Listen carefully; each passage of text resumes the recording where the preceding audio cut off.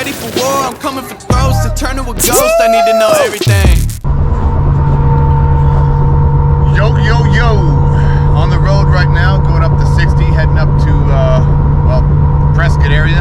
Gonna do a seminar with some buddies in Max Gerston. Looking forward to it. A little nervous. I've got some very nasty elbow tendonitis that is aching like crazy already, and as soon as I grab those handlebars, it's gonna be worse. But not dipping out for that. Gonna have a good time. Let's see what we're gonna learn. Let's see if anybody breaks anything today. Hopefully not. Ghost Hammer out. One of the goals for today is I want you guys to understand the weighting of the foot pegs and how important that is, because it's kind of everything. And I've been focusing a lot on it lately, just as like a coach, and just thinking about it a lot, and then practicing some stuff on my own, and I just keep learning more about it, weighting the foot pegs, and it's really crazy how important it is. Mm-hmm. I've been riding a lot of trials lately too, and it's even important there also. So it's just like, You don't have a seat. right? Yeah, well, and balancing the bike and steering the bike, Yeah. a lot of it boils down to weighting the foot pegs. So I'm gonna be focusing on that today. Now, with that being said, stand-up form is about right here. Now, the main thing with standing up is what I want to see is I want to see your shoulders in front of your knees. Okay, in a straight line, straight up and down line. I want to see your shoulders in front of your knees. Why is that? What I want to see is I want to see your butt sticking out a little bit like this. And what that does is it engages our glutes, which is the biggest muscles in our body. So instead of, now on the flip side of that, the wrong way to do it, if our knees are in front of our shoulders like this, we have this up and down body posture. Well, it's not good for us, because one, we're not weighting the back of the bike, we're kind of weighting like the mid front of the bike, which creates some really unpredictable things going on with our rear tire. And I'm getting tired of standing here. We're kind of only engaging our quads. It's hard on our knees, the same way doing a squat like this would be hard on our knees, and it tucks our back and it rounds us, and it just doesn't put us in a very strong position to control the motorcycle. So if we take this and we move things back, now I can ride on the balls of my feet, I can drop my heels, I can really weight these foot pegs efficiently, and I can use all of this as control, and I'm also engaged and ready to, if I gotta jump a ditch or just be strong, or if a rock or anything, something that I don't see, I'm strong and I'm engaged and I can handle it. And it also puts me in a position where I can keep my elbows up better. When I'm tucked, it's kind of hard to get it all there.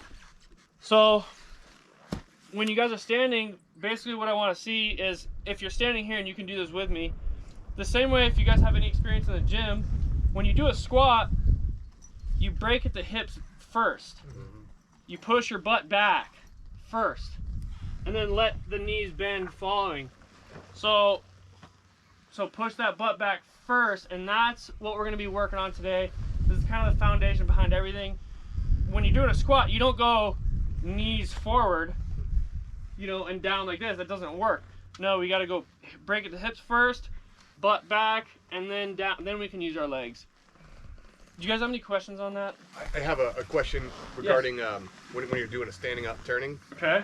That outside, yeah, you're weighting the outside peg, but are you pushing your knee into the bike to get it over, or are you getting it off the bike and putting the bike on the inside leg, even though the weight's on the outside? That's very specific to the turn. Okay. It depends. A lot of that depends on whether we're doing a stand-up flat turn, whether it's a berm turn, a rutted turn. A lot of things are different there. Rocks. Let's say flat. Flat. So if I was gonna just go turn around right here, I stay connected to the bike, unless I'm in very slow situations, like first, maybe second gear. I'll widen my knees out a little bit, like more trialsy stuff, because I need to like move that bike more. But in regular, what I would consider like regular off-road scenarios, I like to stay connected and clamped with the bike. With that being said, if I'm going to come into a stand-up turn and it's flat and I need to lean the bike over, I'm going to lean the bike over and I'm going to kind of try, I'm going to stick with a little bit. And depending on if I'm trying to slide or just stick with the turn, I'm going to weight both of my foot pegs. I'll weight that inside one sometimes, kind of break it loose if I need to slide and then once I'm going, I can manage that, weight the outside one more or less to straighten it out whenever I want. Okay. So one thing we're gonna do today is I'll have you guys do some no rear brake drills. There's two reasons for that. One is to learn how to ride the bike without the rear brake. Not that the rear brake is the enemy, but 70% of our braking power comes from our front brake. So I want you guys to learn how to use that more efficiently. And rear brake can create some really bad habits. And I can do this. When you're constantly on that rear brake and ready to use the rear brake, your foot's forward on the peg, right. So you're not using that ankle and that calf and that leg like I want. So a lot of it will just be, you know, if this was the brake, I'm gonna have you guys just on the balls of your feet riding a lot today, just so you can really feel and start understanding how important it is and what you can gain from it. And yeah, then rear braking becomes more of a dedicated movement instead of a reaction. Another big one I want to talk about really quick is elbows. Everybody says keep your elbows up, keep your elbows up. Everybody knows that just keep your elbows up. But I want to talk about how and why really quick. The reason why, it's very basic. If I can get my arms a little bit, my elbows a little bit wider than my handlebars and just be wide, even if they're not wider, even if I can just be strong on the bike, it gives me a much more leverage on the front end of the bike from being wide here. If I'm here, my elbows are a lot further in and I don't have the power because now I'm just pushing through my triceps here. And this is also one of those things that it creates this issue, this tucking issue. I want you guys to work on opening up that chest a little bit, holding on your handlebars. I actually hold my grips at a little bit of an angle. I just come in like this, just at a little bit of an angle, and then just rotate those elbow buttons up and out. And that's gonna help a lot with overall control of the bike.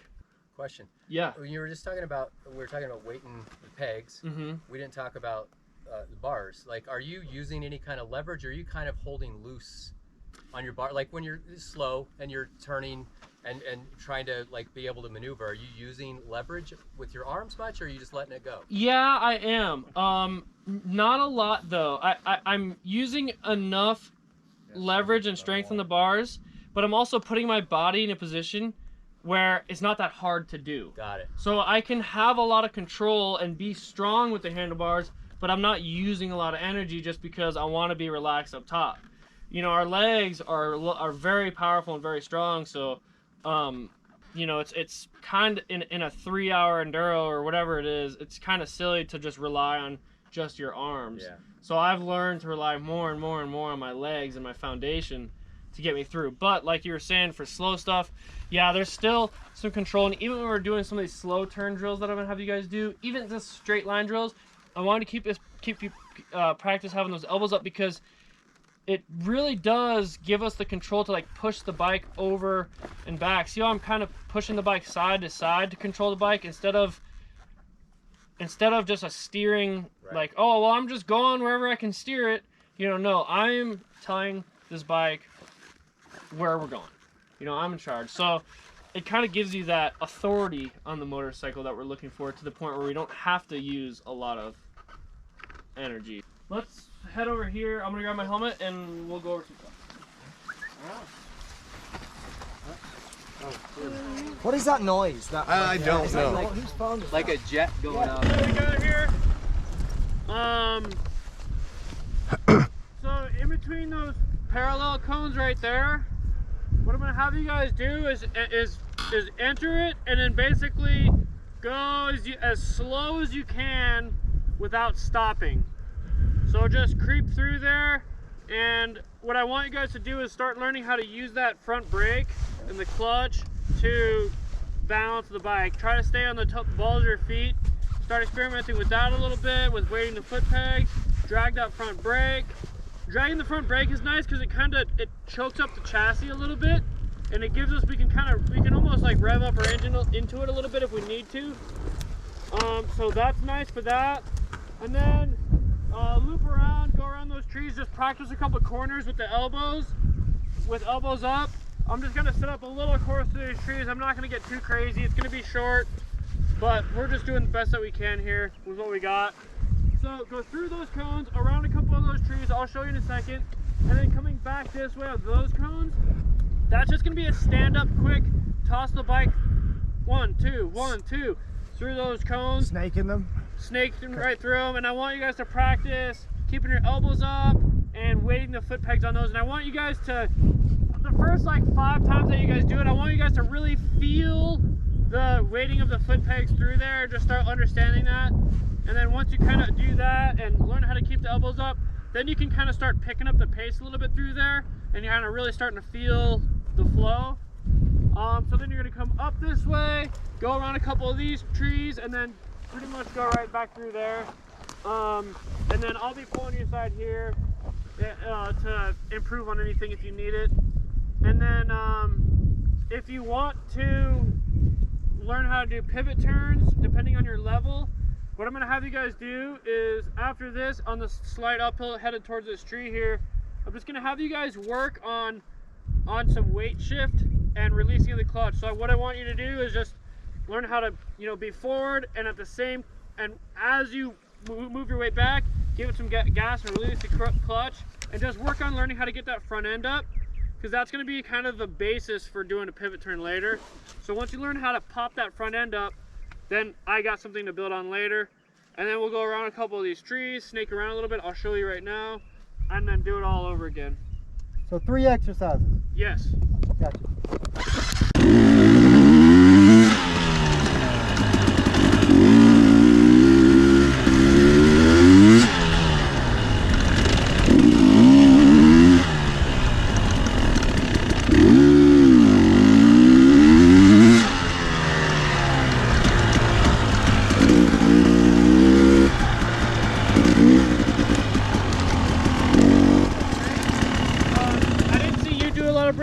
I didn't see you do it, but I saw you. I want you to focus on pushing that butt back further. Okay. You're still forward a little bit, so just get that butt back further. He was doing a good job of it. Okay.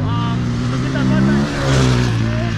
And then what I want you guys to do in these tighter cones here, I want you to experiment with, I want you to focus less on steering and leaning the bike, but lead that idea with your feet. So counterbalance. Yeah, so if I want to do a right around the cone, lead with that right ankle, drop that right ankle, then drop that left ankle, and then the lean and the steer is going to come naturally after that. So your hips naturally kind of go out to one side to the other? Yeah, the bike will pitch. Yeah. So I want you guys to lead that pitch with your ankles, basically. Okay. Yeah. Just weighting the pegs. Good job.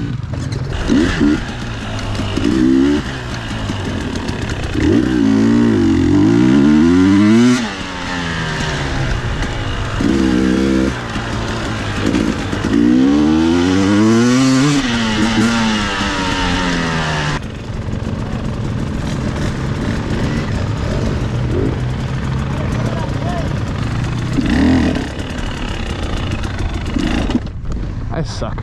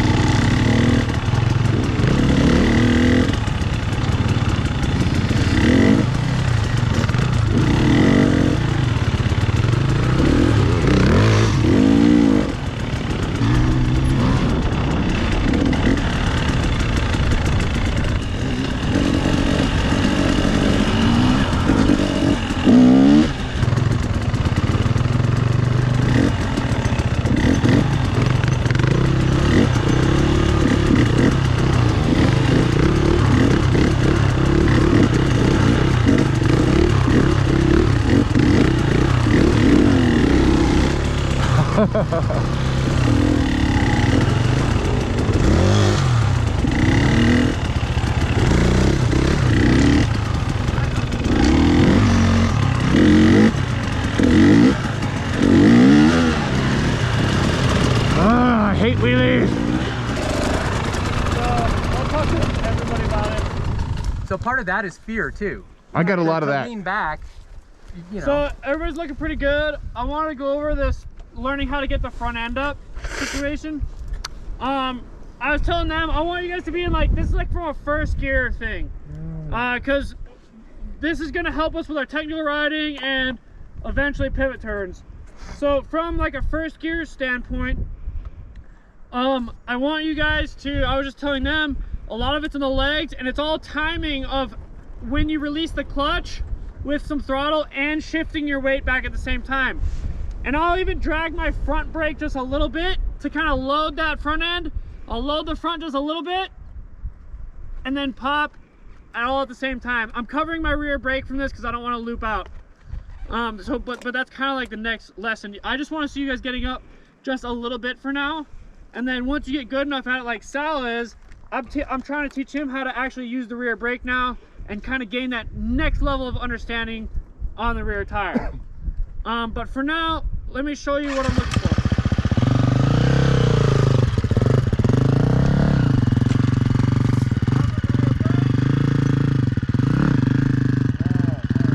I mean, See that compression in the front end? yeah. That's Look pretty at that cool. control. So It's that barely goes any into throttle, your, too. Throttle, front brake, clutch, Boom, boom, boom. rear brake. It's cake. What's your guys' problem? Right. I'm horrible at this. This is the part I fear the most out of all of this stuff. Wheelies. You'll notice it's all about timing. Yeah. Yeah, because he's barely using throttle. It's just enough. Oh! Show up! Yeah, enough going on. Not show off, man. That's cool. Just keep doing it.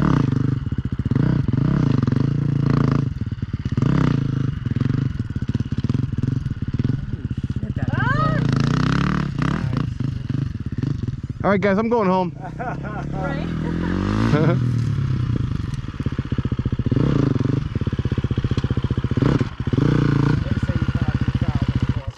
So as you can see, that loading that front and then popping back, it's all timing. Yeah, I can see you really load the front. Yeah. Yeah. And- And, and- he's partially doing that with the front brake too. It's kind of just to as you push, you got a little bit of dragging the brake, so Yeah. it gives it even more. Yeah, and it's not like a lot. I'm not jabbing the front brake. Okay. I'm just kind of like, Gotcha. so, and that can be even learned. Like, you don't necessarily have to use the front just to start. Like, without front brake, it's still possible.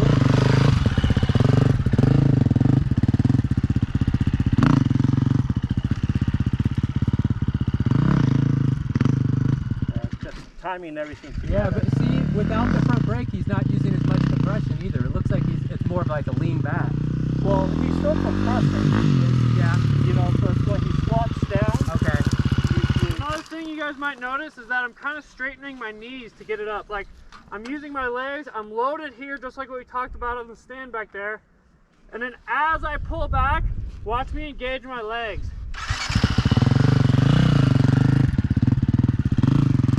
So it still loads the front a little bit. Yeah. He just does it so damn smooth.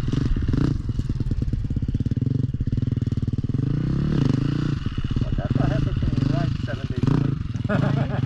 You get paid right. There we go. That's cool.